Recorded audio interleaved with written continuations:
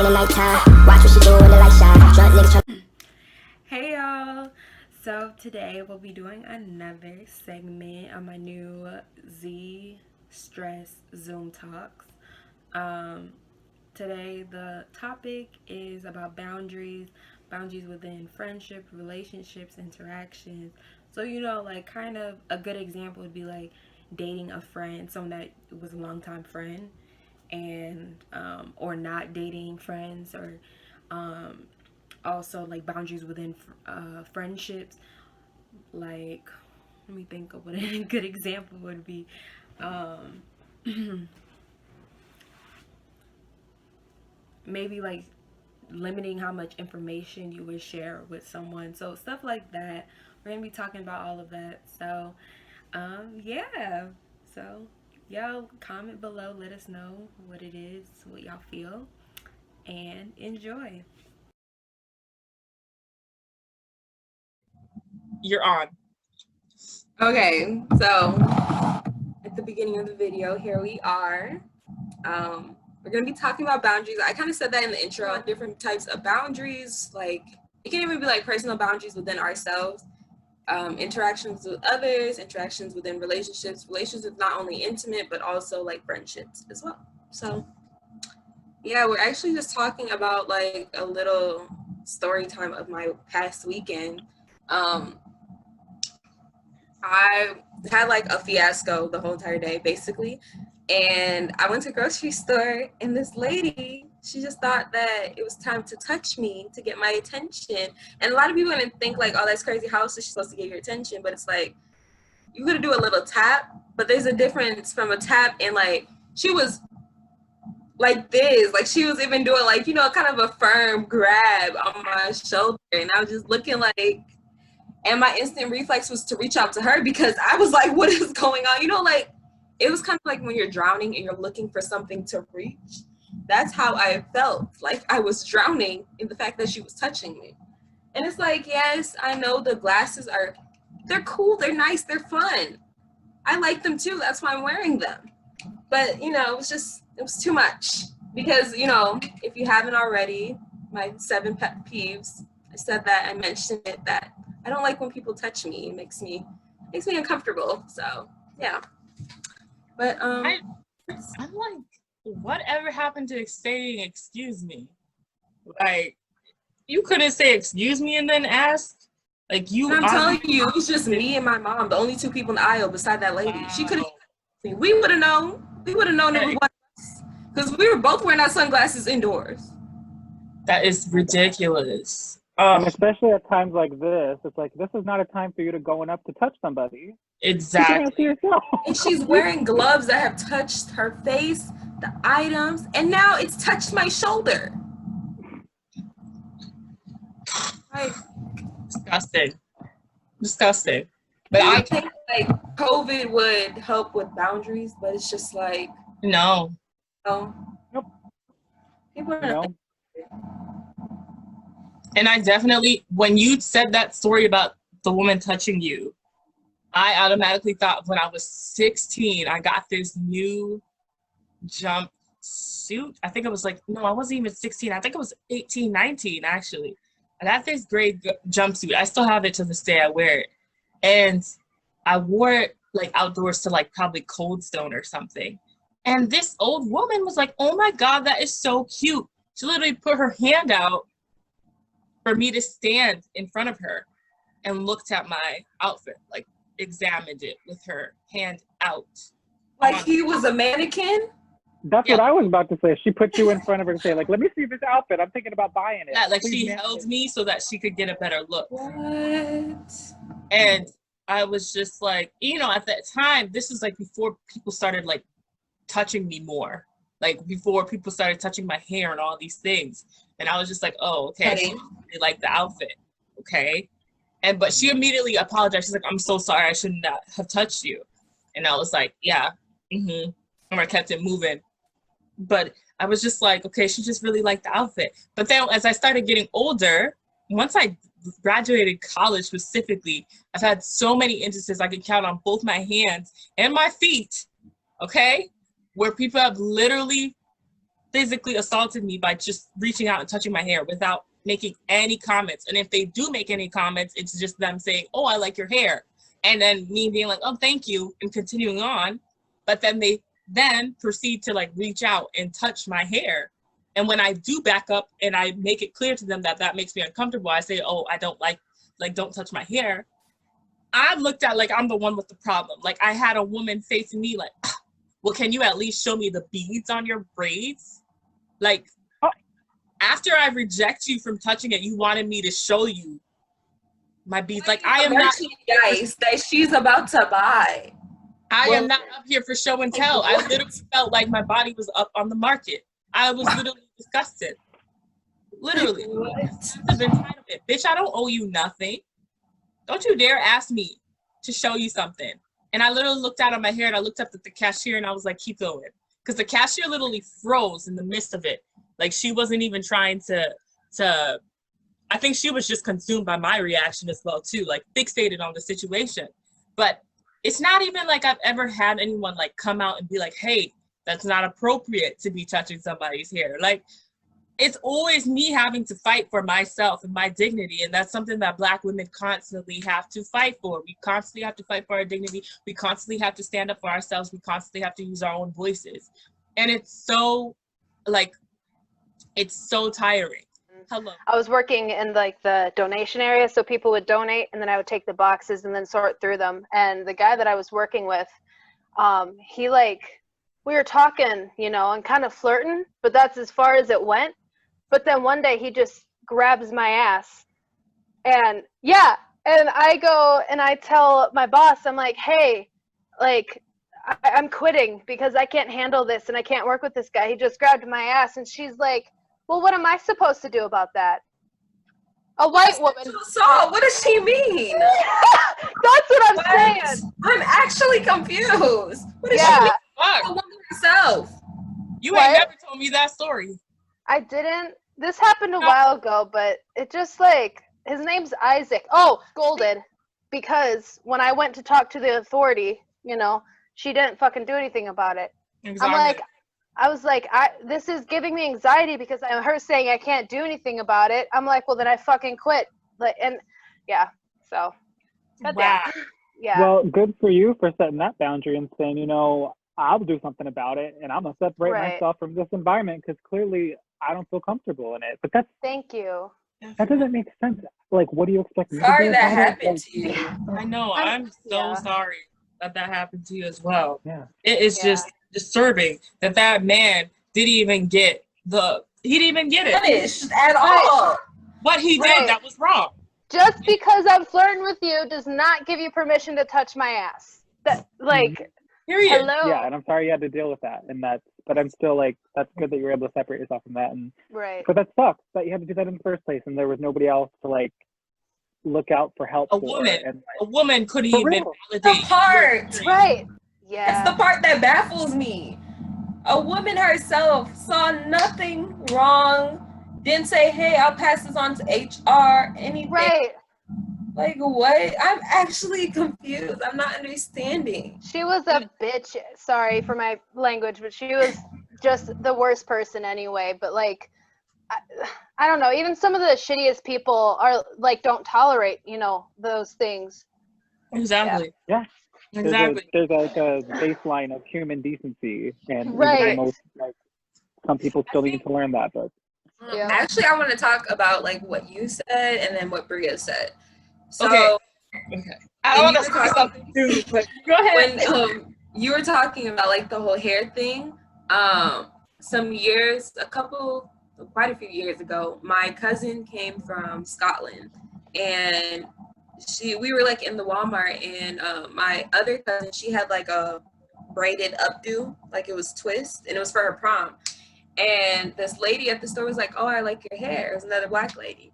And my cousin was just so shocked. She was like, we don't get that, like, in the UK. Like, we don't get compliments from, like, we don't give compliments to one another. Like, she said, like, we don't give compliments to one another about our hair. So it was just really shocking to her that saying, like, she liked my cousin's hair. She was like, that was just, like, she hasn't seen that before. So when you were talking about hair, I feel like there's so many layers to it because so many. often, like when people do compliment my hair and it's another Black person, I don't get the, you know, touch of the head. It's just like, oh, I like your hair. You might go into like, oh, who did it? And, you know, Right. like, oh, I've been thinking about that style too. There might be deeper conversation to it. Right. But like, when it comes to white women or white males, it's often, oh, I like your hair. And they find the need to also pet it or touch it to make Exoticizing. kind of like, I kind of feel like it's not a hologram. Like, it's not gonna disappear if you want to touch. Your fingers are not gonna just be the only thing there if you try to go through it, you know? So it's just like a lot of layers to it, because over there for her, it's just like, it's not even discussed. Like, hair is not even like mentioned amongst one another. Right. And like with another Black person, it's like, oh, we talk about it. But like with a white person, it's like, we need to touch somebody else's hair. Like, oh, that's fun. You know, like I've often heard that, oh, that's fun hair to have. Oh, like, yeah. What is fun? Like, I'm not understanding what's fun about it. So, you know, just like the different levels of hair. Right. And I think that it's fun. This can be another conversation, but I think that also delves into people just not taking Black women seriously a lot of the times. Like, they don't take our pain seriously. They don't take our fashion seriously. They don't take our political statements seriously. It's just like a whole nother thing. But go ahead. Sorry. And then I just wanted to talk about like what Bria said.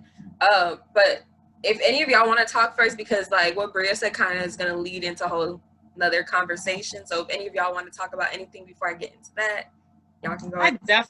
I just wanted to bring up, like, when we talk about boundaries, beyond physical boundaries, I think when we're talking about like just friendships and relationships and boundaries and beliefs and stuff, I think that it's important for us to bring up values. This is something that, you know, I just been meditating on this weekend.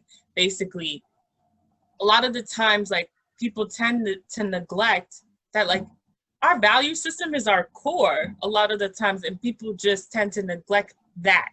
They point to a lot of character traits. Well, oh, that person is impatient, or that person is aggressive, or that person is this, that, and the third.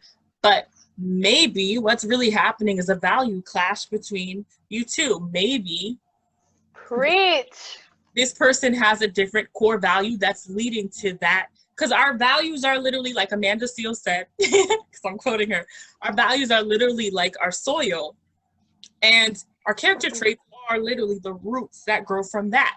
So a lot of times we point to things that we can see, but we're not probably getting down to the deeper values that are probably, in our opinion, shitty, that are contributing to this sort of behavior. So I think a lot of times when it comes to boundaries, particularly what I was talking about with the woman touching my hair and then asking me to show her the beads, I wouldn't necessarily point to like her character traits of, you know, there's so many things that you could point to, but I could definitely say that there is a sense of entitlement there that's not being addressed at all.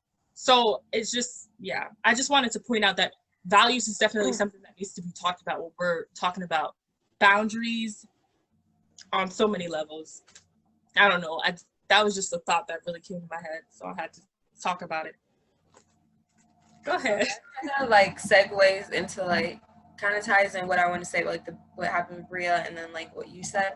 I don't know, this is kind of like pushing it out there, but I think this is just like a great way to start.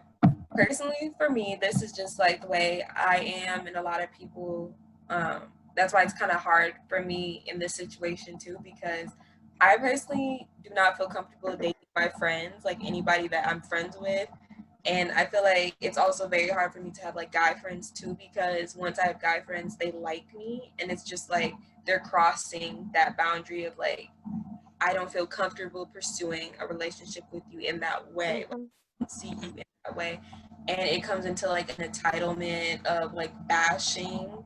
Like I've seen stuff where a guy that I'm friends with, he'll claim that Black women in our environment,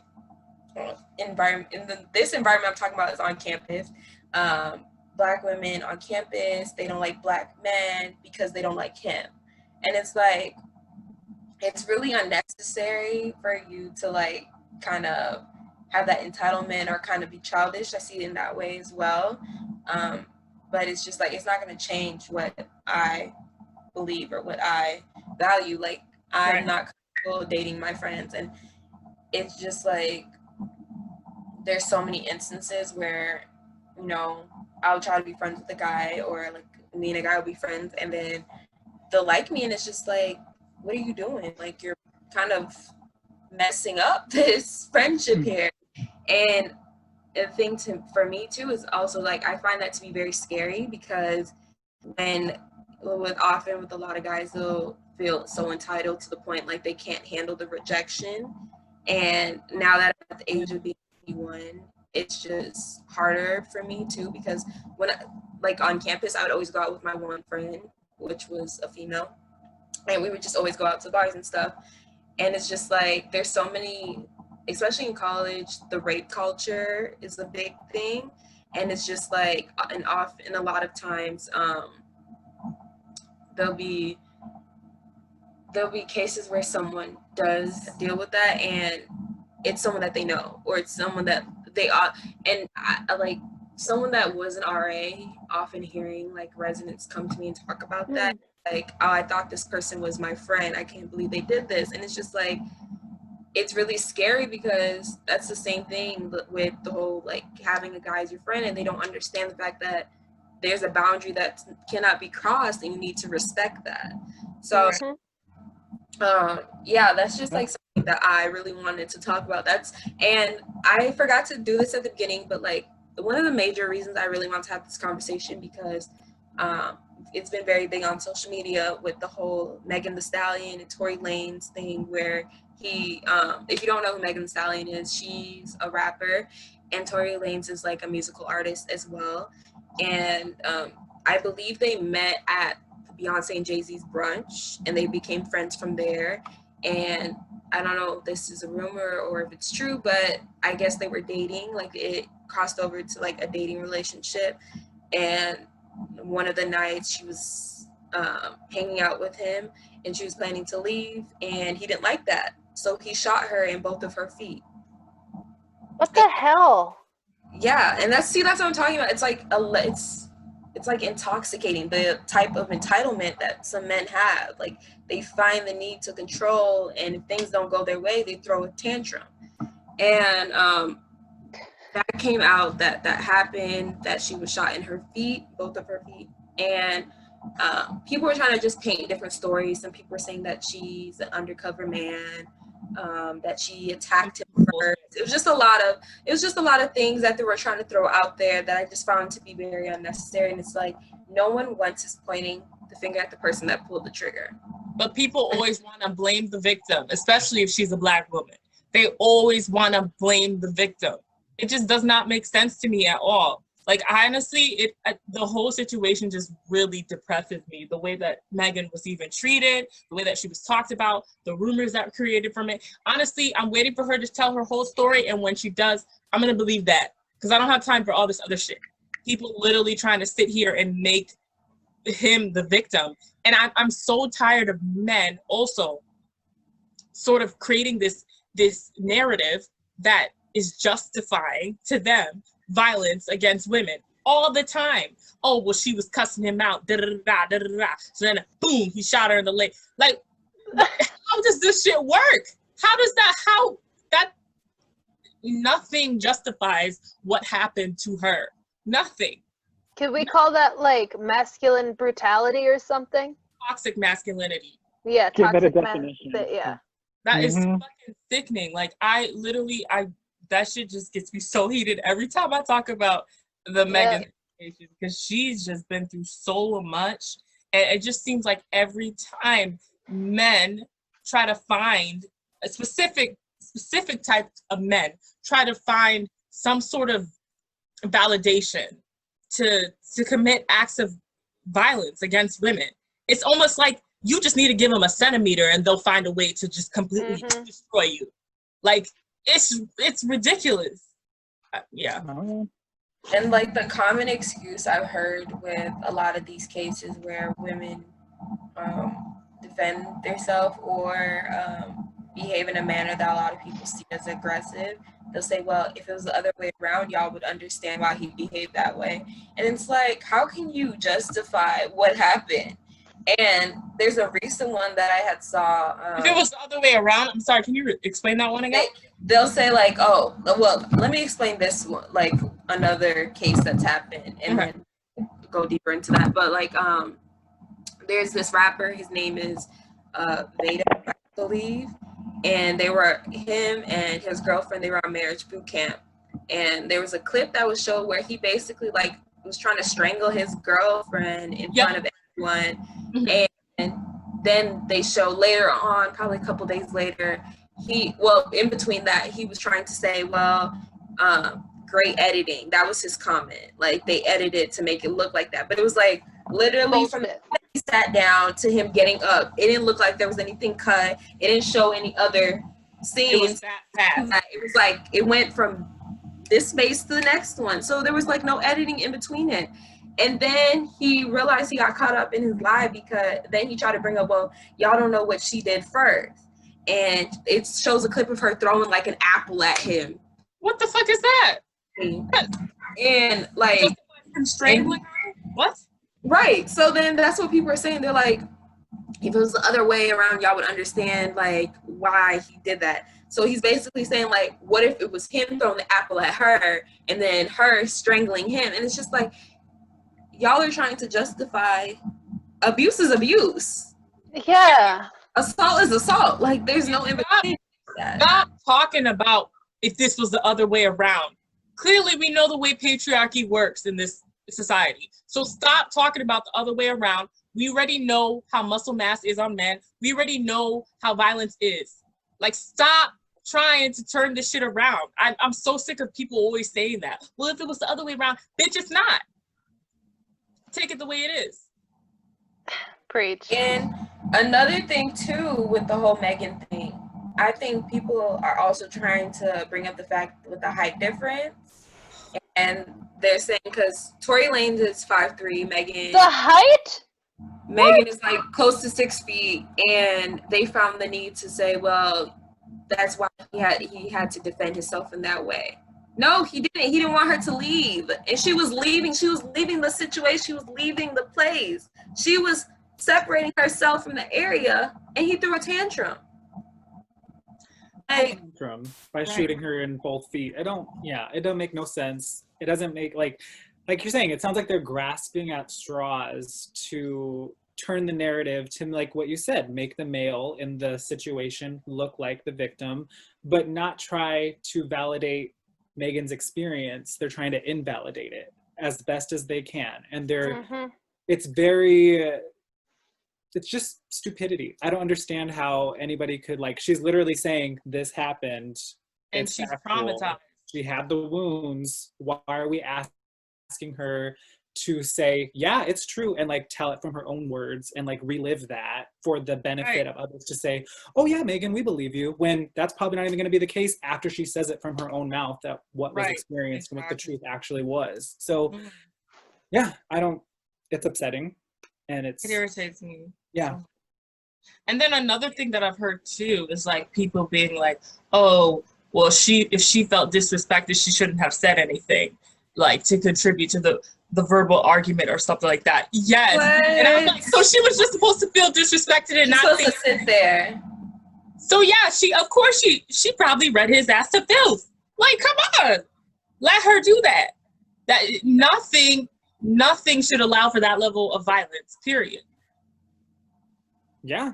It's just like, yeah, people are just ridiculous on the internet. And even to speak on what Austin said, the fact that really just struck me was the fact that everyone saw the video of her being stopped in the police car, and y'all saw the trail of blood coming from this girl's foot. And then even after the fact, y'all were still talking about, well, she's an undercover man, this, that, and the third happened, trying to speculate like, oh, this is what happened at the pool party. And it's just like, y'all saw blood coming out of this girl's foot. She was limping. And it's crazy she was limping because she got shot in both feet. How, like, y'all don't understand that. And then on top of the amount of trauma Megan has went through this whole year, lost her mom and her grandma in the same month. I mean, she was very close to her mom. So then to get shot in her feet, it's just like trauma amongst trauma. And then y'all are bashing her left and right. And then even to say like what you talked about, like, oh, like a lot of people view it more seriously. 50 Cent made a comment saying, oh, I didn't know it was that serious. Oh, don't get me started with that. After he was joking about what happened to her posting me. And he said, after she went on live to just talk about like a little bit of what happened, he's like, oh, I didn't know it was that serious. Sorry, hope you accept my apology. It's like, people are really sick out here. People are sick. Like, honestly, I understand.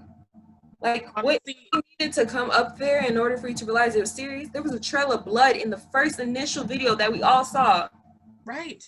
And that she said that she was traumatized. Like, she posted several occasions. Exactly. And another thing for me too that also got to me with that video is the fact that she, oh my God, I just feel so much for our Black women. Like, a lot of the times, like, I'm getting emotional thinking about it and trying to talk about it. So I'm going to talk about it briefly. But literally, the fact that she felt like she needed to pull herself together and say her experience and be strong. Like, I was just like, girl, you are free to heal. You don't even have to do this video right now. Like, the fact that she even felt pressured enough to make that video, got dolled up, and then was on there trying so hard not to cry. It broke my heart, honestly. It broke my heart. There is so much put on Black women. It upset me, this whole situation. And that just like goes back to like my whole thing with boundaries within friendships, especially with guys. Like, I just don't know what that's about. And it's just like, it's also very hard too, because I'm all about when I first meet a person, I'm just going to be like nice, you know? And it's just like, people take that niceness to a whole different level and like, oh, you're nice or you're weak. You're weak, so that means you will do what I want. And then once it gets flipped around the other way, it's like, well, you're not doing what I want. And then that's how tantrums like that happen, like with the whole Tory thing. And a lot of people were coming at Megan talking about, well, this is how Megan quickly learned that she can't be nice to everybody in industry. She can't be friendly with everybody in industry. Blaming her. This girl is by herself. Her dad's in prison, I believe. I just saw a picture. I'm not really sure. But then her mom has passed away. Her grandma has passed away. She's by herself. At the age of 25. Exactly. So it's like, y'all talking about, oh, she's too friendly. What is she supposed to be? Mean and stuck up? Because if she was mean and a Black woman, she wouldn't make it anywhere in this industry. And you know they would drag her. They would have did her like they're doing Nicki Minaj. Hello.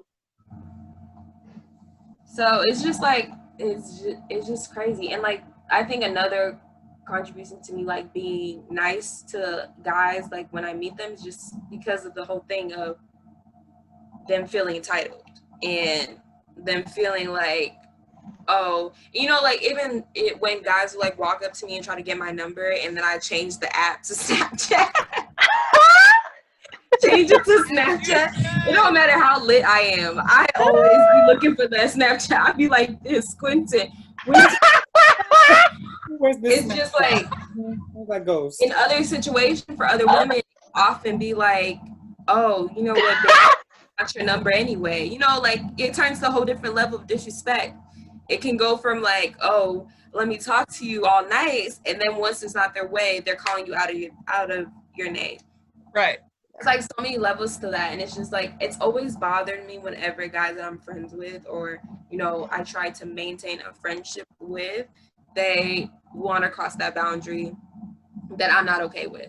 And I remember like a couple years ago, I did like the anonymous thing on my Snap. It was like the YOLO thing.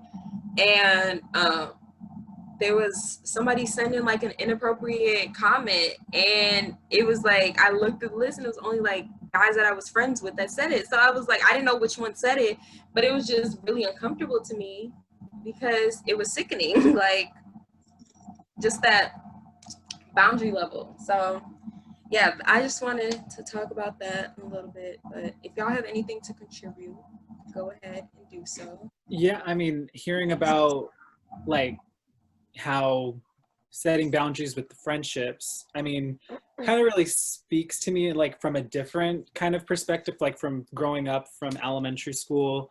Like I was like a very flamboyant, very like outgoing, like I didn't know, and I was having a difficult time like at the time, like not even aware that what it was just finding like my sexual identity and like identifying as gay in the future. But like at the time in elementary school, like I just saw myself as just flamboyant being myself. And when I was being myself, I realized that I would either get teased for it or be bullied by it or get called names. Like elementary school, like I remember the earliest memory of this being like third, second grade, like very young, to the point where it was just very like figuring out terms that at the time didn't know were supposed to make me feel like negative or less than, like until after the fact, where I was like, oh, they were being offensive even then. And so I think unconsciously, like I felt myself like gravitating more towards like my female peers within the classroom, because I mean, they just seemed more accepting. I was able to relate to them on other levels. Unconsciously, I realized that like I'm setting up a boundary, like unconsciously, with making friends with like straight males or like male presenting people, like even at that young age. Like I didn't know. And like growing up, I always felt like this discomfort, like engaging in conversation or being like in a group project with like other male peers that I wasn't sure like if they knew like, oh, like, are they gonna like clock me for trying to like be in the closet? Like, are they gonna offend me? Like, it always just felt like I was like less than or not equal, or at this, like just from my experience and growing up and things like that. Like I just felt like I was setting up this unconscious boundary between me and like other male peers. And it wasn't until like I was in college to where I was able to like feel comfortable like engaging in that kind of interaction with other peers that were male, and like able to like make friends that way. But it was all because of like the experiences that I had like at such a young age, where I was like, wow, like this was, I didn't realize how it affected me until like after the fact, where I was able to like accept myself for like who I was and like be like, okay, like it's fine. But then like realizing how that took a toll on me up until that point, and being like, oh, this is why like I was kind of unconsciously separating myself from that population and not really seeing them as friends or allies, just due to the early experiences that I had that at the time didn't realize like it was affecting me that much. Because I'm sure that if I were to be friends with peers in elementary school, it was just the people that, the select few within that group that made me feel that way, kind of thing. So it just kind of like hearing about like friendships and boundaries, it's like I unconsciously did that, not knowing that that was something that I was doing until after the fact, kind of thing. Thank you for sharing that. Oh, yeah. It's really good. Like the fact that you pulled that together. I'm still trying to, I'm sure there's some things that I could think of, but I need to really take some time. I gotta let that sit, because I definitely think that a lot of us have done that, where we unconsciously take in our experiences with other people and we create boundaries. I think that I did that after I graduated from college. I think I told myself, you know what, I can't mess with people of a specific, you know, people who don't understand my experiences as a Black woman. And I'm gonna just leave it at that. I could not mesh with that. And I remember I got into an argument with my therapist at one point because she didn't understand. And I was like, and this is also a Black female telling me, you know, you can't be too guarded, you gotta open it up. And I mean, she's supposed to tell me that. I get it. But for me, I was like, I'm not really in the place where I feel like I should be explaining my experiences to somebody who's gonna be in my circle. I just wanna be able to be myself for once. Because I felt like for the longest time in college, I was constantly having to explain myself, constantly having to explain my reactions, my emotional reactions to things, and then having people receive it and being like, whoa, well, I didn't know that. Like you're an encyclopedia. Exactly. Mm-hmm. Exactly. Like I was the encyclopedia for Black female experiences. Like it just or specifically yourself. Like you had to, like they were flipping through pages to see like who you were. Oh, and that too. I just, in that environment, I just felt like everything I was doing was generalized to the group at large as well. But definitely, like when I reached out, when I left, I wanted to be at peace. And the only way that I felt being at peace was being with people who as they could understand my experience, or at the very least validate and listen. So it took me the longest when I left college to even branch out and make new friends. Like, now I have new friends. I didn't expect for that to happen. Like, even when I started my job, I created boundaries with my coworkers. It's a predominantly white workplace. And I said, you know, I'm not going to be friends with these folks. You know, I'm just here to do my job. But things happen over time and things unfold. And I realized, like, a lot of the people that I work with, not a lot, but some of them are very much so, like, allies to me at the very least. So that felt really good over time, realizing who I was working with and seeing and just learning more about myself.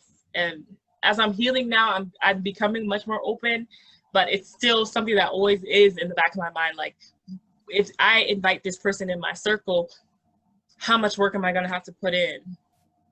Literally. Because y'all already know I had a new friend that popped up in my life probably a month ago, and he's an acquaintance now because I don't have time for that. Like, there's certain energies that I just want to preserve my energy. I feel like for 4 years, I didn't have the chance to do that. So now I'm doing it to the best of my ability. Yeah. I can definitely agree with that, Ruba.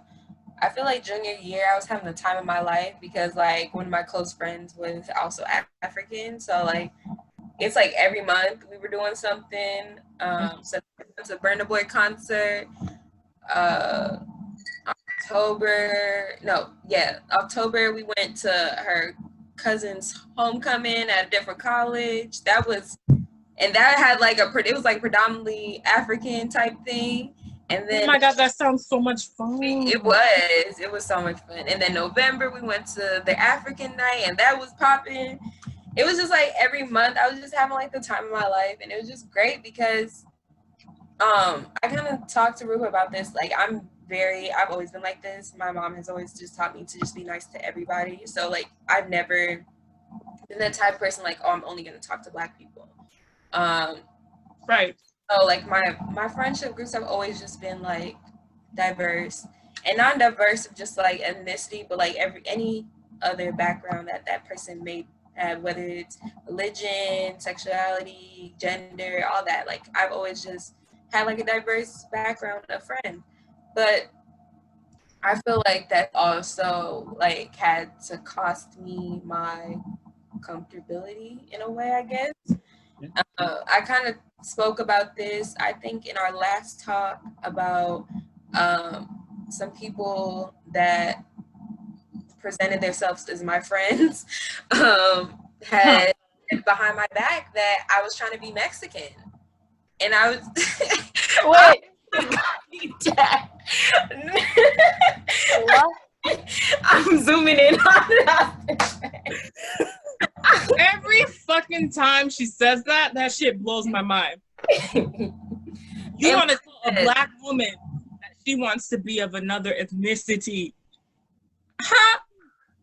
And I believe it had more to do with the fact of me, like, appreciating their culture, but, like, not in a way, like, I wasn't out here going to wear the traditional clothing or anything like that. It was just, like, I like the music, I like the food. A lot of white people go to their Mexican restaurants and like the food there, too, so you're not them as anything. So, and, like, the thing with me, I've never heard nothing like this before because, like I said, yes, I've had, like, a lot of diverse background of friends, but in most cases, my friends were usually Caribbean, and I'm Nigerian, so it's just, like, it's a different culture, but, like, I just always, for some reason, always just had Caribbean friends, and I would listen to their music, I would eat their food. A lot of their food was very similar to Nigerian culture food, and they've never told me, like, oh, you're trying to be Caribbean, you're trying to steal our culture. Like, I've never heard that before. So when I just heard, like, oh, you're trying to be Mexican, I was just very confused, and I was just like, what? Excuse me. And I'm like, I couldn't wrap my head around it. And this is in college. K through 12, I've been like this before. In college, you think with the education that people have of Africa, or some people, clearly a lot of people don't have it, but knowing that the mother of all civilization was a Black woman, and knowing the history that Black people have in the Americas, I I just could not. I'm sorry. Every time you say that shit, Tolu, it just gets to my soul that somebody would say that you want to be Mexican. I just cannot. And it was just like so baffling. It's like in the university I currently attend, the most people of color are Spanish speaking people. So it's like, that's why I said junior year I was having the time of my life, because there's not a lot of people that look like me that I could relate to or feel comfortable around, because that it's, I don't know, I guess it was more surprising to me as time went on. That's how a lot of people on that campus mindset was. Like, they're very cliquey within their own culture groups. And I wasn't used to that because, like I said, I've just always been friends with everyone. So I was just used to just having like a mix of friendship groups. It wasn't just like all Black people here, all this group here, all that group there. So, yeah. So once I did kind of push towards the whole being just friends with people that look like me, it was just, I felt bothered me to the point that I needed to really stress about it. But it was just like, I felt more comfortable, I felt more relief, because I knew these people that I was around, they weren't going to be discussing me when I wasn't. And that's the thing with that whole label me as, oh, I'm trying to be Mexican. I wasn't even around when they said that. They said it behind my back. So it was just like, it was just strange. But yeah. Strange. But I just think it's funny how it's people who tend to appropriate Black culture or go out of their way to say the N-word repeatedly who are now saying that you are trying to be Mexican. No. If you're going to say that, keep my culture out your mouth. I don't want to hear none of that Black vernacular. I don't want to hear none of that rappers. I don't want to hear shit. Like, that is crazy to me. I've told her, like, this shit really gets to me. Like, every time I think of that shit, like, I literally will wake up and be like, yo, somebody said Tolu wanted to be Mexican. Like, this shit blows my fucking mind. Like, it don't add up.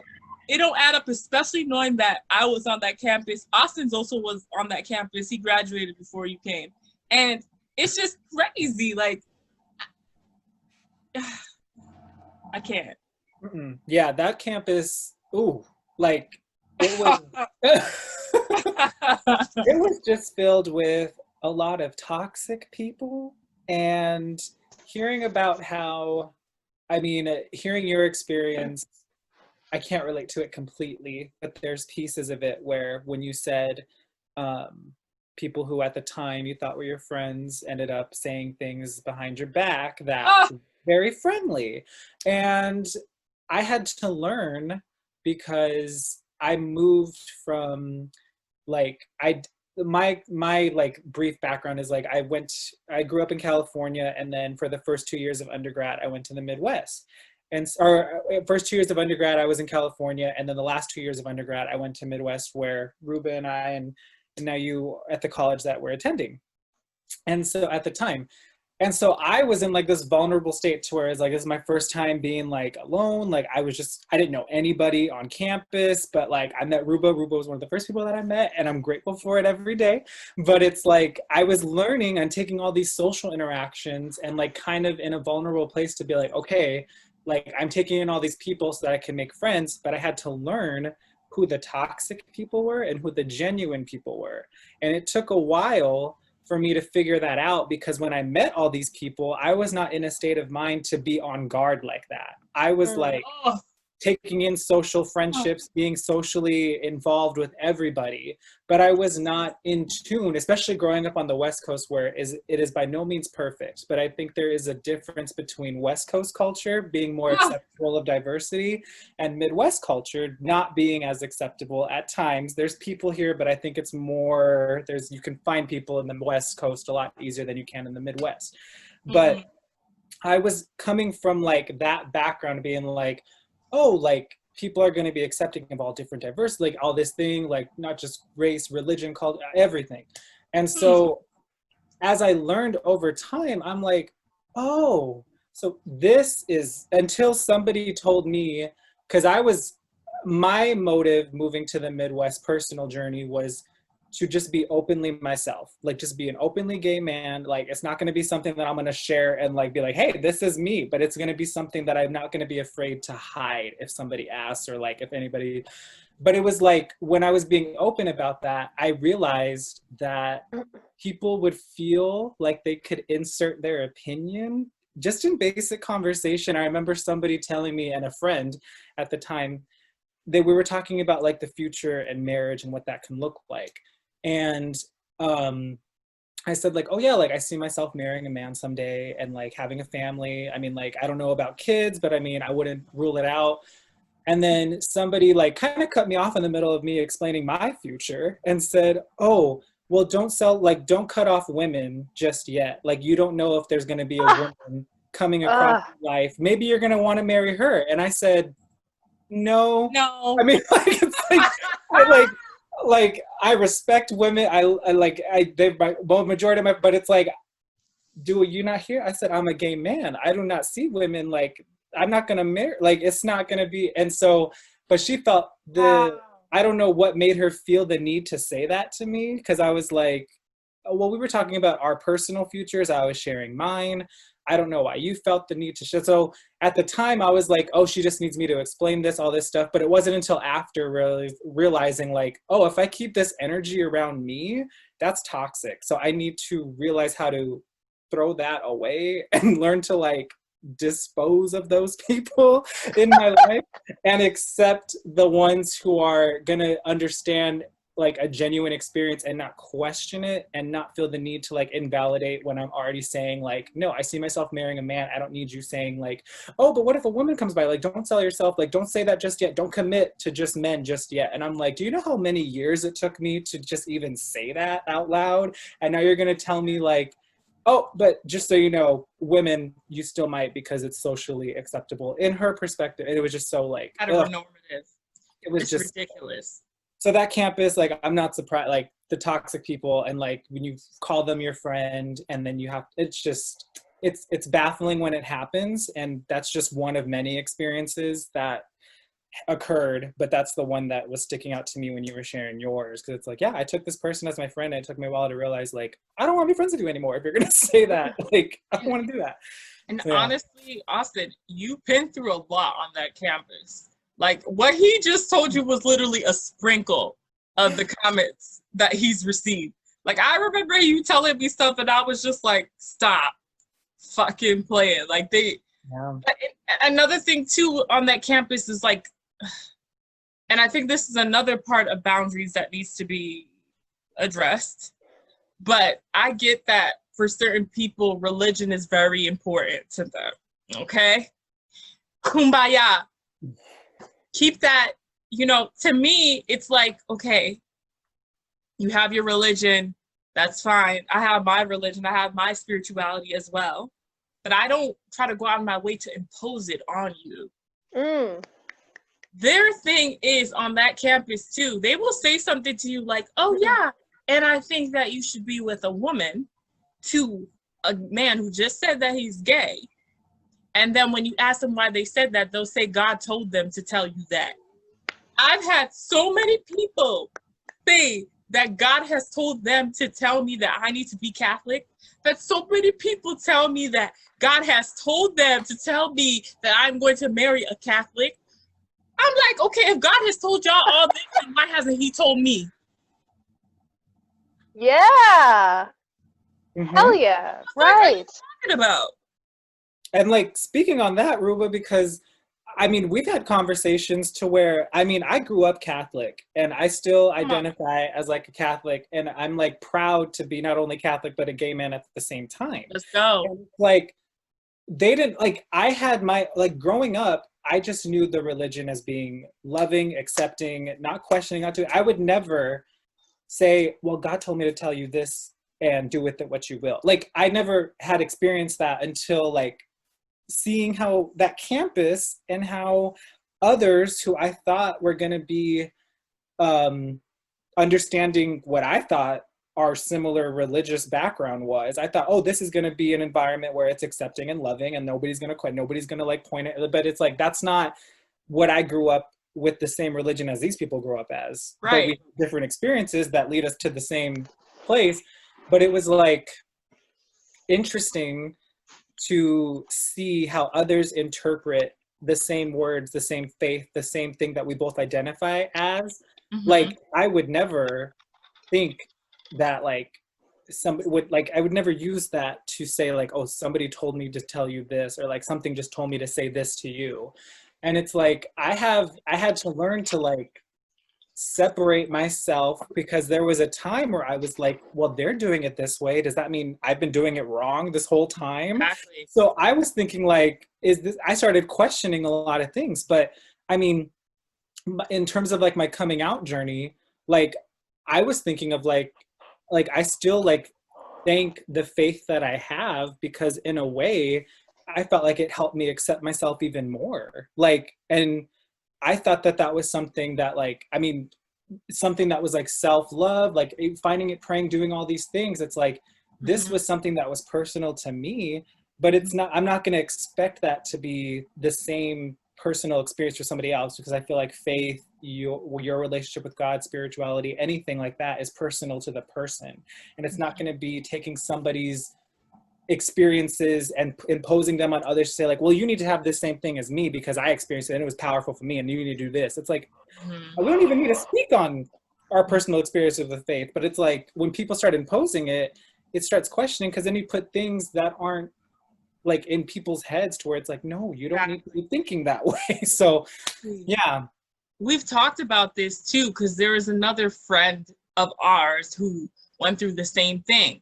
Like, when people constantly misuse terminology or manipulate a religion in a way that just sort of skews the truth of that religion, right, of that faith, it tends to, to me, I call it abuse by religion, like literally, because you're telling somebody, if you don't feel God the way that I feel him, well, then there's something wrong with you. Why aren't you getting the message that I'm getting?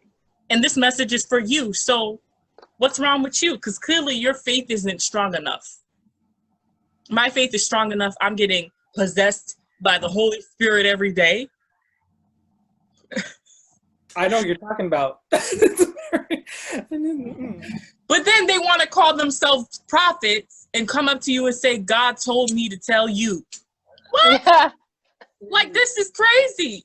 Literally, I didn't even know that this even exists. This side of Christianity exists. I didn't know that there are people who manipulated religions up until the point where they turned them into cults. Like, it did not seem like I was learning about Catholicism. I was learning about Catholicism in the classroom, but when I stepped out, the groups that I was lingering around were extremists. Like, I just could not, I couldn't really process everything that they were saying, but they assumed that because I was interested, that meant that God had told them that I need to be Catholic.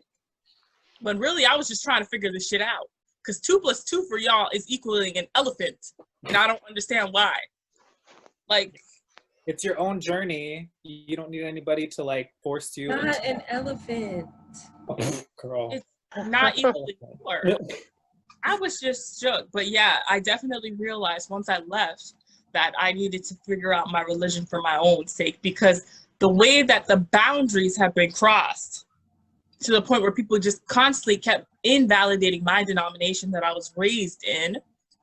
Okay, well, honestly, I think Catholicism is the closest to the truth. Catholicism is the closest to truth. I kept hearing that and thinking that that's true. Like, okay, Catholicism is the closest to truth, so what did I get raised in? But then I have to think, how the fuck did I get to where I am today? I was learning something. I think the truth that I was learning was in love, and I think it was based in love, and it wasn't based in coercion. It was genuine. And so when I left the campus, obviously with everything that was happening within that community, it just sort of bled into my religious beliefs, to the point where every time I would see a crucifix, I would just associate it with racism. I immediately thought of the campus, and I immediately thought of racism, and I was like, I want nothing to do with the church. Every time I saw a Catholic church, I was like, get me the fuck out of here. I literally could not stand it. and it's crazy now because I'm like, yo, like that was really my post-traumatic stress just acting up. But at the time, like I just couldn't be around anything Catholic, any symbols, anything. I was gone. Now it's like I'm getting more comfortable and I'm getting more willing to like get back into my faith.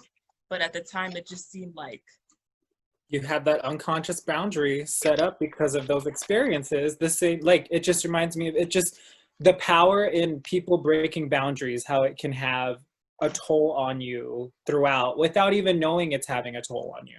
complete toll. Like, and if I had not gone to that campus, I constantly think about how my faith would have been different. How instead of it being broken down those 4 years, it could potentially have gotten stronger had I gone to another campus, had I met other people, you know? So. Yeah. So I have a couple things to say. Just like when you were talking about Austin, when you were talking about you talking to a friend about your future, it's just kind of one of those things like, how can someone tell you who you are in the body that you've been living in for 20 something years? It's like, I've been in this body. You have not been sharing this body with me. Yes. I've been inside this body. I have been in this. We have been in this together. My body, myself, in this. So it's just like, it's really crazy when people try to tell you, you know what? Well, don't let that just be it there. Don't forget about this woman. It's like, are you not hearing me? Listening. I've been in this together. It's just us. You have not been here. Like, I just met you. For real. We know each other better than we know you. Like, just crazy. Like, the way that people really try to think. It's like, you're now trying to tell me, it's like someone now telling you the body that I've been in is not really my body. Like, it's crazy. Yes, in the matter of minutes that they've known me, they thought they can insert their self, being like, oh, I've known you so much better than you have your whole life. Let me tell you what you need. It's like, no. I didn't ask for this. I was inviting you into experience that I wanted to share in the future. I didn't ask for the opinion that you felt so entitled to insert. And yeah, totally, I agree. Yeah, and like even to talk about like that whole Catholic thing. Excuse me. I think I've also mentioned this on my channel too. Like, I go to a Catholic university. I'm not Catholic at all. And the whole way that I got on this campus, that's a whole story itself. But I remember my freshman year, I had a roommate, and she was kind of conflicted within like her religion, whether she wanted to practice Islam or Christianity. And we live next door to a prayer minister, and a prayer minister, if anyone doesn't know, it's basically a student on campus that is supposed to be praying with you or just kind of help you navigate through your religion. And they're not supposed to be biased on the Catholic religion, but they're just supposed to help you navigate within your religion.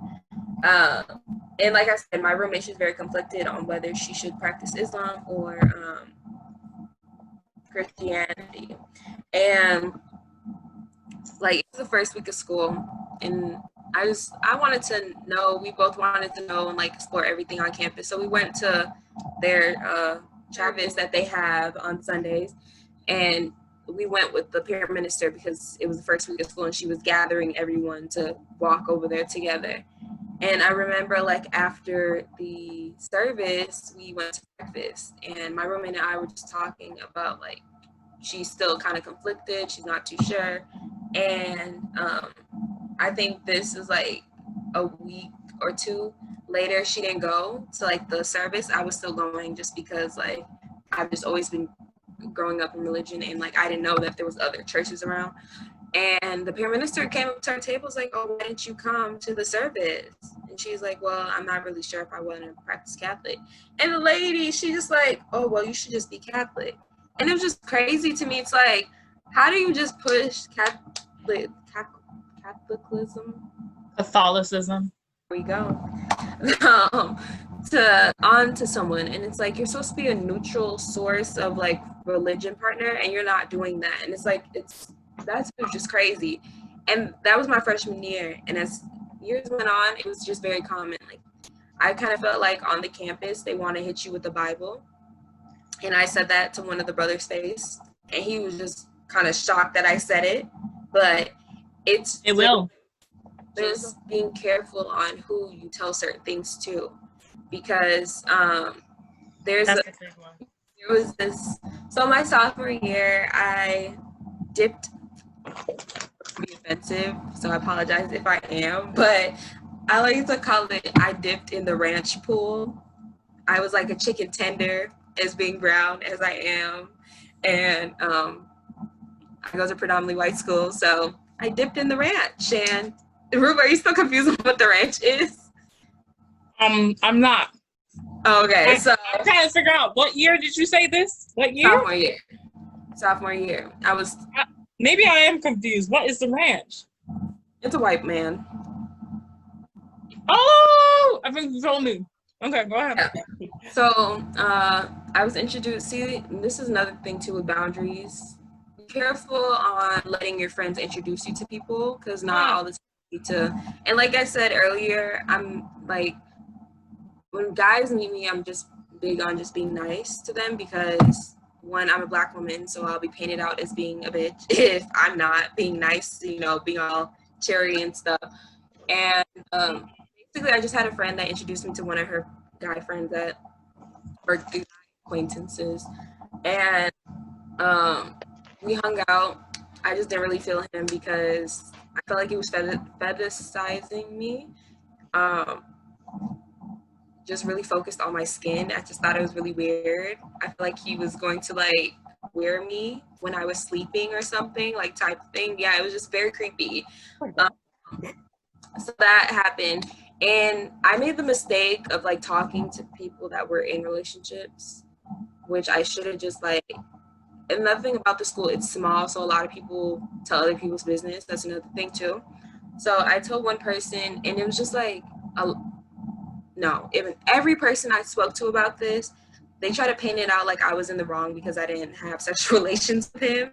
And they're like, well, he has needs. And it was just like, what?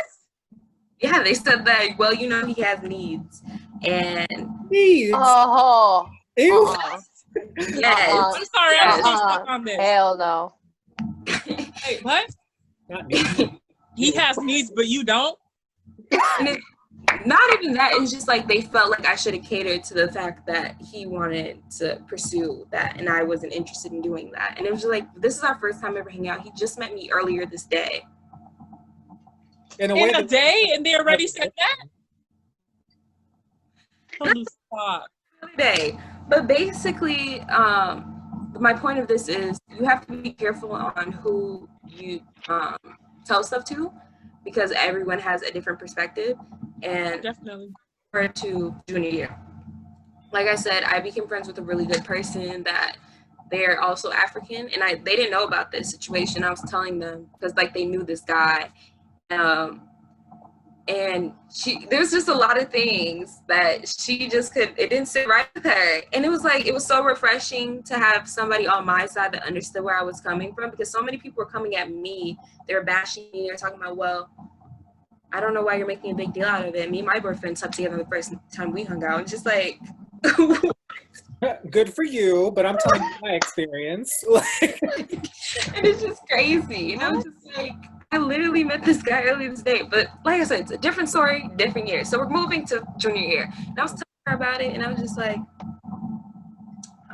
this happened. And she's like, he tried to take you out to pizza? Not even the wings place in the she was like, he was trying to take it to $5 pizza? Not $10? So I was cracking up. But she was so serious because like she's all about like carrying yourself with high class, like valuing yourself. And that's the way that I think too. So I'm just like, a lot of people also come at me for saying that my standards are too high. No. That's just like, yeah, that's another thing too. But I'm sorry, I just always do that. I jump around a lot. But just to focus on what I'm saying, like you have to be very careful on who you tell stuff to, because people are not thinking with the same common sense that you have. I'm sorry to say, but like a lot of people do not think in the same common sense, because it was just a different perspective of those people I was telling in sophomore year compared to my one friend of junior year, because it was like she like really understood. And I even told her she had the exact same reaction that y'all had when I was like, yeah, people are saying that, well, you know, he has needs. And she's like, what? She's like, so you're just supposed to become a sex doll? Like, what is this? I was like, I don't know. I just didn't understand when people were saying that to me, that like trying to make it seem like, oh, I'm such a bad person, why can I sleep with him? And just like, for one, this guy just met me this same day and he asked me to hang out, and I'm overthinking, oh, we're really about to hang out, and it wasn't that case. So it was just like craziness with that. You just have to be very careful on who you tell certain things, because you don't need to hear I personally, I'd never want to hear what I want, you know, like I don't want to hear something pleasing to ears. I want to hear the truth. But it was like in their mind, that was the truth.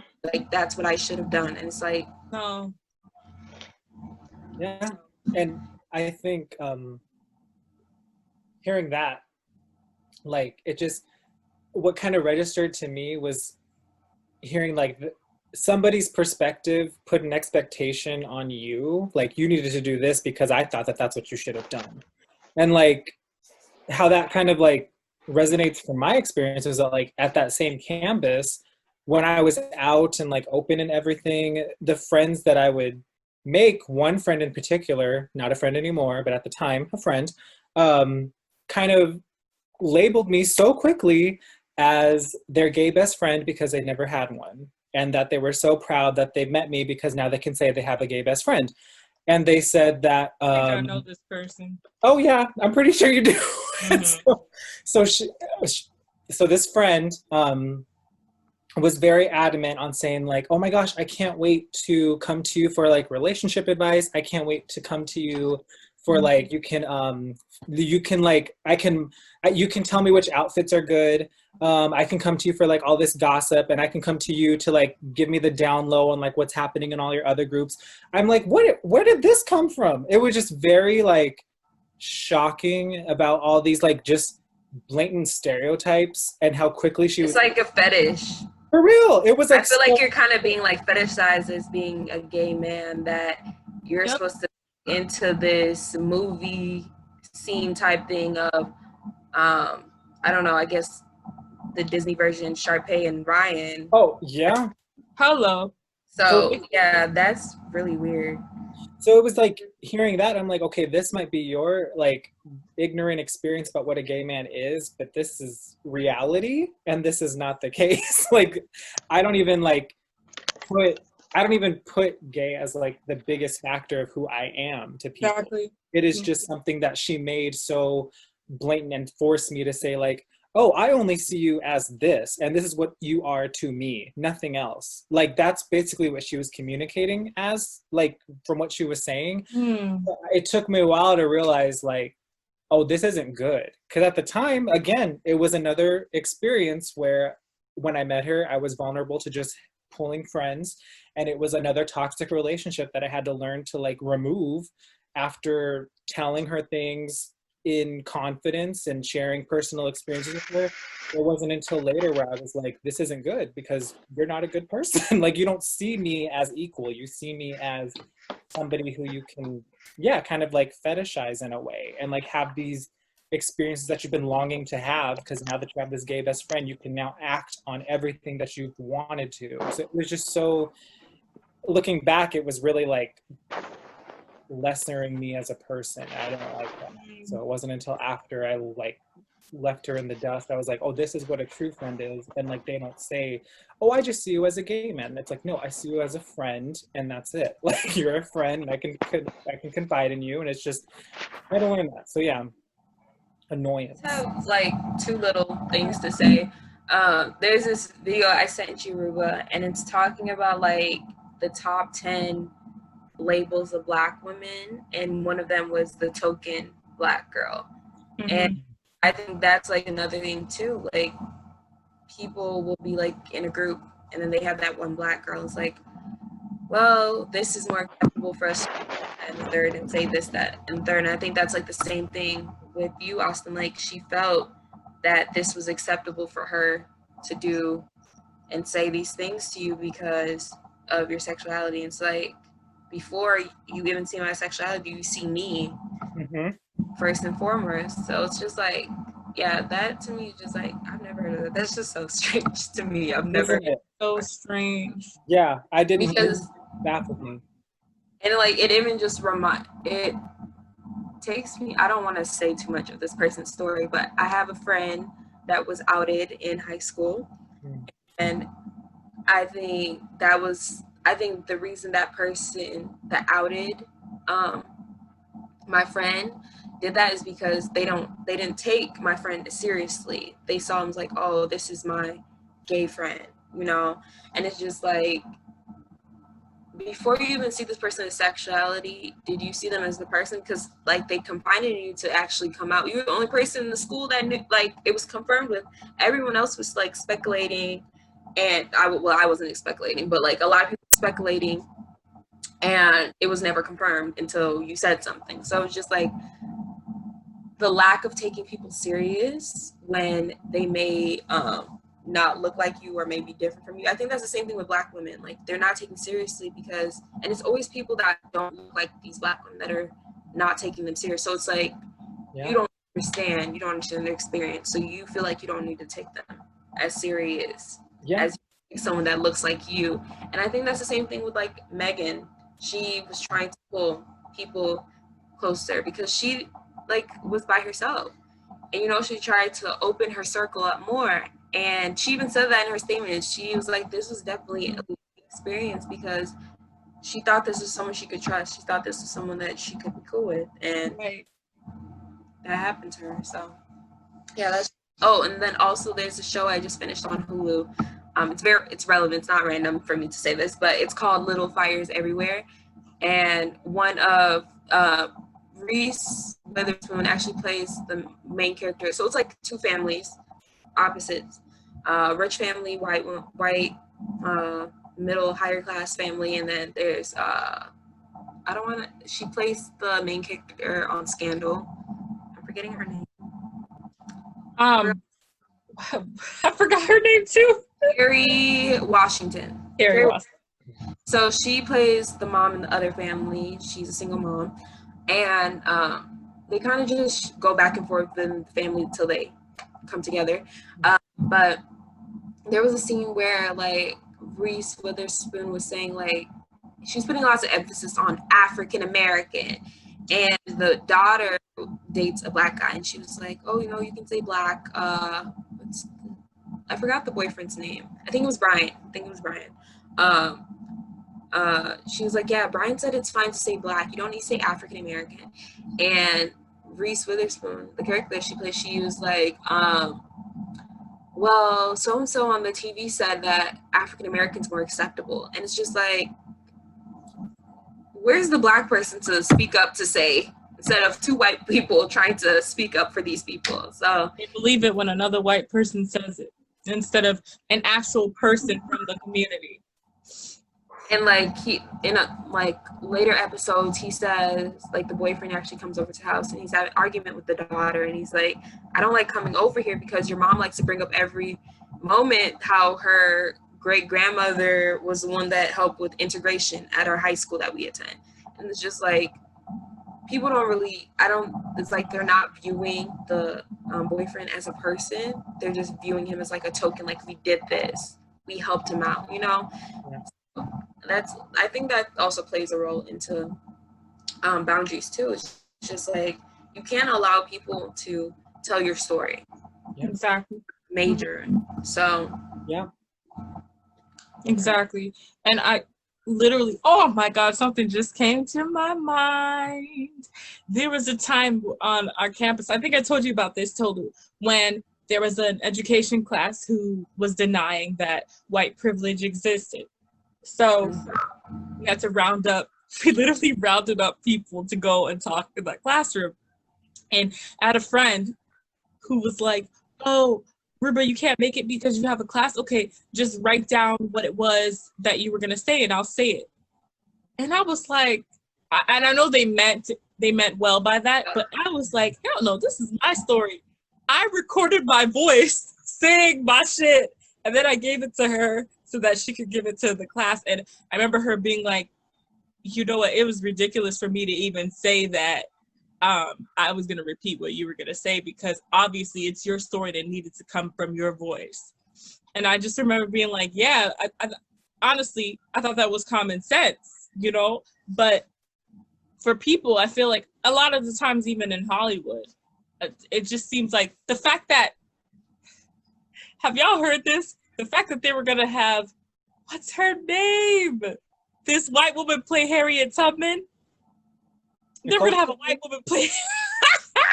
Nicole Kidman? Is that who it is? It might have been. I believe They were going to have a white woman play Harriet Tubman. And then when they asked the executive, like, what do you mean this white woman's going to, like, Harriet Tubman's a black woman? And he said, well, we'll make it work. What? Fuck no! Fuck no! Excuse my language. No, it wasn't Nicole Kidman. It wasn't Nicole Kidman. It Julia was Roberts? Yes, I think it was Julia Roberts. Yes, it was Julia Roberts. That's just such a mystery. But you know, that's been going on in Hollywood for so long. Like, they've been having different people play. Like, they'll have men dress up as women instead of just having someone that's transgender.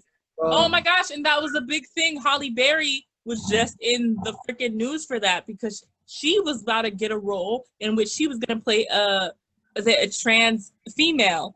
And she literally was misgendering the character the whole time she had the interview.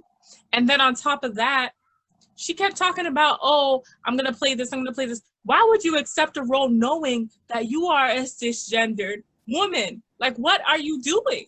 Like, you know, this is, what in the fucking Hillary Swank?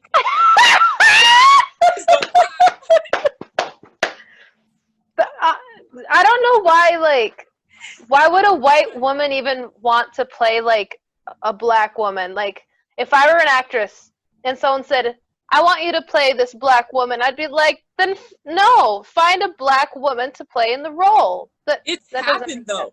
That doesn't make sense. It's happened in the past. Freaking in Argo, Ben Affleck played a Latino guy, darkened up his skin a little bit. Like, there's been periods of time where people have literally colored their skin, have put on. OG one is Birth of a Nation, like the old one. Oh, Birth of a Nation. Oh my gosh, with the blackface. And then even in West Side Story, the main character was a white woman, and they had her in a. It's just like and all that. Exactly. Yep. So she's supposed to be playing a Puerto Rican. Exactly. And Robert Downey Jr. in like a movie.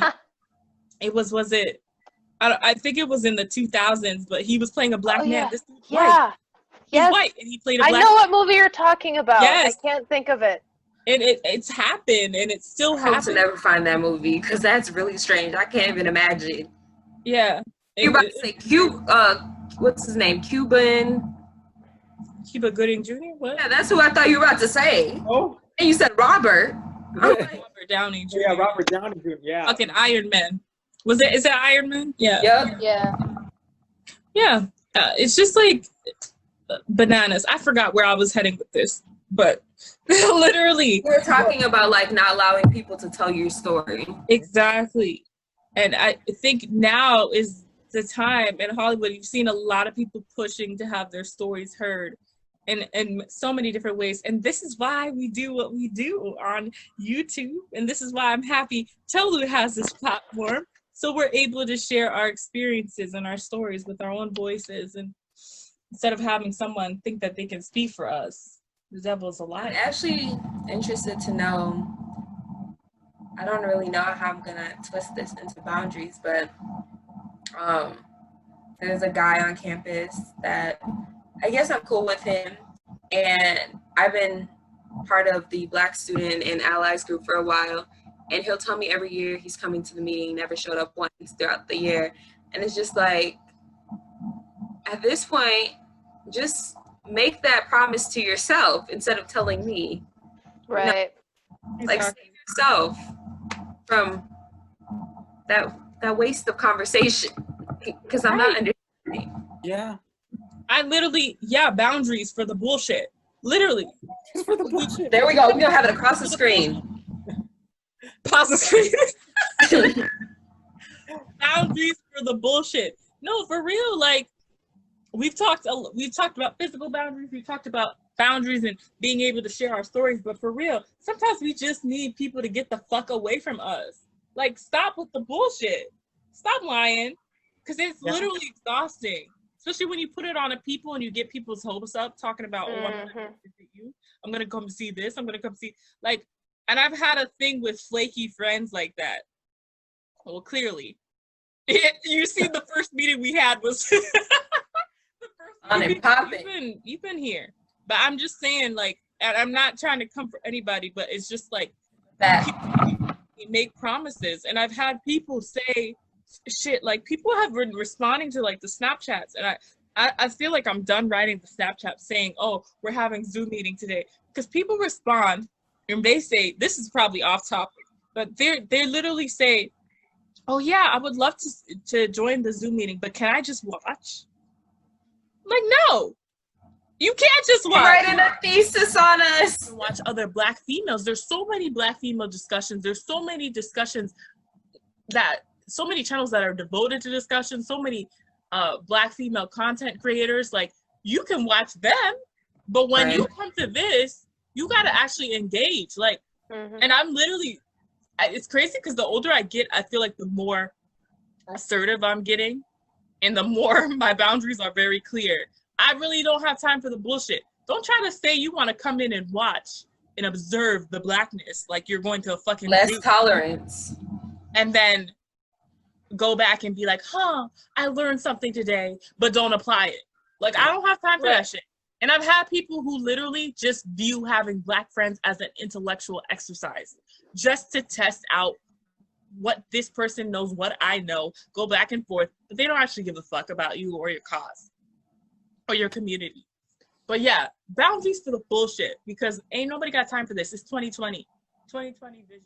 I ain't got time. I think that is good, because I think that's an example of like identifying where the unnecessary boundaries have been built and how to break those down. Like having those experiences, being able to self-reflect and say, like, okay, where have I closed off people? Where have I separated myself unconsciously? And like, is that appropriate? Is that blocking me off from experiences that are going to benefit society or benefit other people? Or is this boundary staying up?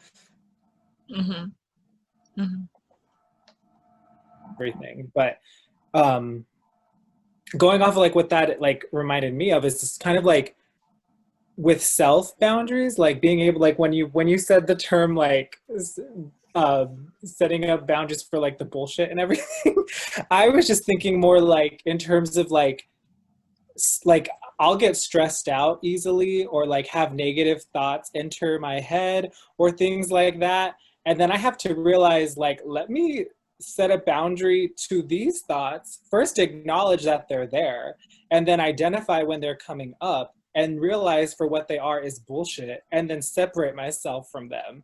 Because that's when I heard that term, I was like, oh, she's going to talk about like those self-harming kind of thoughts, or like negative thoughts or things like that. Definitely. But it could happen in reality and in person. But what I identified it as is just like, oh yeah, like I've dealt with that in terms of like having to set up boundaries to the bullshit, because it's like, yeah, it's like consistent self-conflict. So that's where I was thinking you were coming from. Definitely. No, thank you for bringing that up, because you sounded like my therapist right there. Like the way that was actually kind of scary, accepting the thoughts and then doing what you can and trying to like place them into a box or something to help you move away from them. Literally, that is something that I still struggle with still to this day. But literally, like when I was at work on Friday, it was hard for me to disconnect, okay, my negative thoughts from myself when I'm really actually trying to work on something new, but I was still holding on to something else. It took me a good 30 minutes to figure out how to like compartmentalize all my emotions and fuck the bullshit and keep on going, because internally I know that I'm confident. I know that I'm great. I know that I'm capable of being a great therapist, all these things. But at the same time, when shit happens and you start thinking that you're incompetent, all this stuff, the negative thoughts, like literally, especially for those of us who have anxiety, that shit just does not stop coming in. Like it will come in after another, after another, after another, after another. And then you start evaluating your whole fucking life. Like, why am I even here?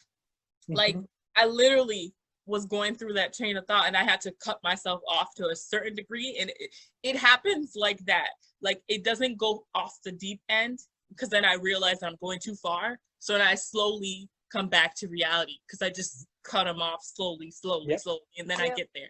But it's been taking me so long to get to the point where I need to be at a specific level so I can be the best therapist that I can be.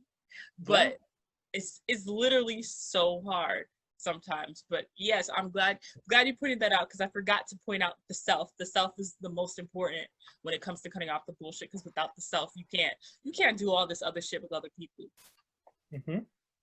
Go ahead. Sorry. Problem that my mom thinks I have, but I'm very quick to cut people off. I don't think I'm very, very quick, but I feel like when it gets to a point, it's just like you're showing me repetitive traits and characteristics that are not changing or improving, or you're not growing as a person. Then it's just like we're at a level, and it's just like you don't need to reach my level, but get close to that area of growth to or be willing to get there. So there's been, and like a thing that I think the hardest friendship I had to cut off was someone I knew since the 7th grade, and just didn't show up to my birthday. But that wasn't the issue. It was she was the only friend I invited to my birthday dinner because my family members knew her, and there was like no communication. That was the issue. She didn't tell me where she was at. She didn't tell me she was still coming. I texted her. I saw her on Snap. She was laying in her bed. Her sister was at a bonfire. Yeah. So it's like, you couldn't let me know. I would not be offended in any shape or form if you would have said you're not coming. But it's just the fact that when it comes to my birthdays, my family always pays for them. So it's just like, they also covered y'all too, because her sister. So it's like, my cousin kept on asking, like, oh, where's your friend? Like, is she coming? I was like, I don't know. She's not responding. And then I look on Snap, and she's laying in her bed, and her sister at the bonfire. And she's like, that's just disrespect. It's disrespect. And, like, the thing, like I said, my mom's all about, like, being nice to everyone and, like, seeing the good in people. Like, that's just how she is. And she's like, well, you didn't ask to see, like, if everything's okay. And it's just like, there's a communication that needs to be there. Like, she still to this day has not opened none of my messages from my birthday. So it's just like, you know, it gets to a certain part where you have to do that boundary for yourself. It's just like, you have to cut off those dead ends. Yeah, you just have to. I think that's a major thing, cutting off those dead ends, because there's so many friendships over time that I've had to just end. It's come to the point, it's just like, I really had to reflect on myself. I was like, am I cutting people off too much? Like, maybe I shouldn't be cutting these people off. But it's like, what are these people doing to change? Because it's not like the first time of them doing this. Like, I have had a friend where we were supposed to travel together, and I wasn't responding quick enough for her, so she found the need to talk about me. And then she did this thing like testing to see if my response would be different in front of other people, trying to put on a show basically. And I didn't pick up because like I knew she was around other people when I saw it on her Snap. So it's like you're trying to see if, because she wanted to know like, oh, was I able to buy the ticket now? And it's like, I just got out of college and you obviously see I'm working and I'm saving up so we can go. So I just didn't like that type of funny acting behavior. Ridiculous. I just had a friend that she just always been a hater, but you know, I just always try to look past it. She stepped on my prom dress that I got made in Nigeria because her dress got caught on a bike. Well, it's a complicated story. Basically, we were trying to do a photo shoot on bikes, and hers got caught on the bike, and I was like helping her unravel it, so hers got like a little bit like ripped at the end. So we were walking inside the restaurant, and she stepped on my dress on purpose, and then put a hole in it. Yeah. And, like, I look past that, continue to be friends with her, but it's just, like, constantly she felt the need to compete with me. And it's just, like, you got to just cut off those type of friendships. So it's just, like, reflecting on the fact of knowing when do you keep this person around. I know, Austin, you mentioned a few times throughout our conversation, and just a lot of people that you were friends with back then are no longer friends now. And it's just like, it was better for you because they weren't at that same mindset level. They weren't respectful of who you are as a person either. And that's just another thing too. You really have to be surround yourself around people that are respectful. I know, like, someone I was best friends with throughout high school, I didn't realize until I finally cut her off that she was a narcissist. Like, she was just very manipulative. She never apologized whenever we got in arguments. Even when she got in arguments with her boyfriend, she always was like, yeah, y'all are very similar. I think it has to do with the fact that y'all are both the same zodiac sign. And she's just like, well, whenever I argue with him, I just ask him if he's still mad at me, and then everything's okay. Doesn't apologize for anything. So it's just like stuff like that. Just know when is it time to cut those dead ends off. For sure. And I think For sure. And oh, go ahead. go ahead. Okay. When you were talking about different beliefs, I was gonna bring it back down to the values, but it's not necessary. It's not necessary. No, say you can be the person to say something. I was just gonna say, like, for me, when it comes to me cutting off people, like, I really gotta look at the values. Because, for example, my brother, who was living in that life, even though we had different beliefs, our core values are the same, which is why we still are friends till this day. However, Right. I've had people who don't have the same core values as me, but they made it seem as though we had similar beliefs. But over time, you start to realize what their true values are, and that was like complete cutoff for me. So yeah, I just definitely wanted to validate the whole cutting off thing, because I went through the same thing every year. 'Cause all my friends would tell me, why are you cutting off all these people? Ruby, you can't cut off so many people. Like, come on. And I had to question, like, is there something wrong with me? Why do I Right. keep cutting off all these people? But we have our own value system, right? That's based on a level of consistency within our inner circles. And if we don't have that consistency within our circles, for example, if we don't have friends who don't support our lifestyles, or if we have friends who aren't for equality of our community, then there's no point of them being in our lives or in our circles. So, sorry, I think my mother just said something. That's why I was like, but yeah, that's like a big thing for me, for sure. I think that's something that can be expanded to just knowing your own values and who you are, and like times that you've had to like second guess yourself.